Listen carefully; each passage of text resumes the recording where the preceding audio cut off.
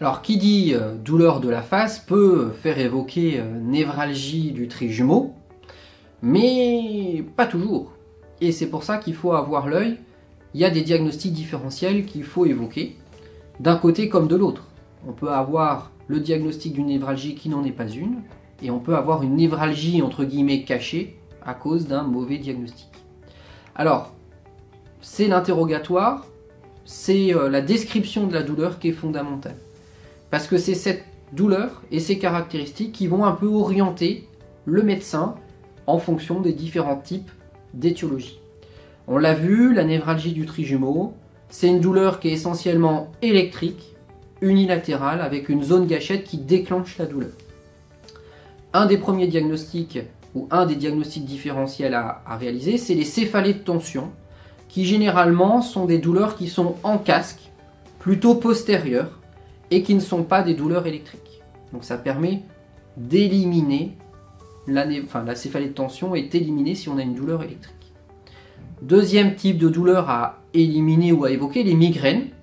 Alors les migraines, c'est plutôt une douleur qui est continue, qui pulse, qui va être unilatérale mais plutôt temporale, et qui va durer 4 à 72 heures.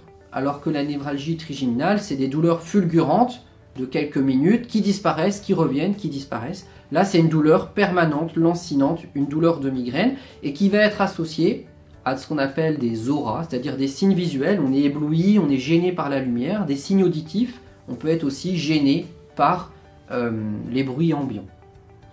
Troisième diagnostic différentiel, c'est l'algie vasculaire de la face. C'est une pathologie dont l'origine n'est pas très bien comprise, mais qui va être facile à différencier, puisque cette pathologie, elle est surtout récurrente, toujours à la même période de l'année. Elle peut être déclenchée par la prise d'un peu d'alcool, et surtout, elle va être associée à des signes sympathiques. Ça veut dire qu'il va y avoir d'autres signes que la douleur, une rougeur du visage du côté de la douleur, le nez qui coule, l'œil qui larmoie. Ce sont des signes d'accompagnement qui ne sont absolument pas présents dans la névralgie trigeminale.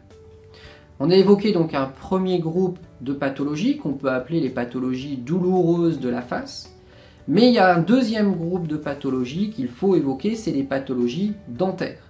Et oui, sur le plan clinique, la majeure partie des malades ont des douleurs dans la mâchoire, parfois ici sur la pommette et sur le haut ici des dents.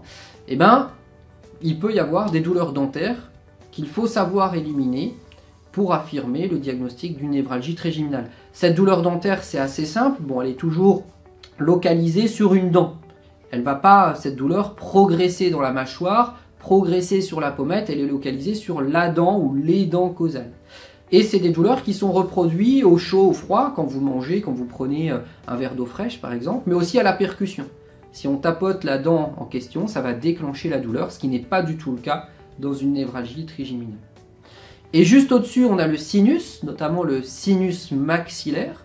On peut avoir des sinusites, et la douleur d'une sinusite n'est pas du tout une douleur de névralgie. Ce n'est pas une douleur électrique, et elle va s'accompagner de signes du nez, le nez bouché, le nez qui coule, généralement du pus. On peut avoir de la température, et lorsqu'on va appuyer sur le sinus, on va avoir une douleur qui est plutôt sourde, comme une douleur de pression, pas une douleur électrique. Voilà à peu près ce qu'il faut isoler pour affirmer le diagnostic d'une névralgie trigeminale et éliminer les diagnostics différentiels.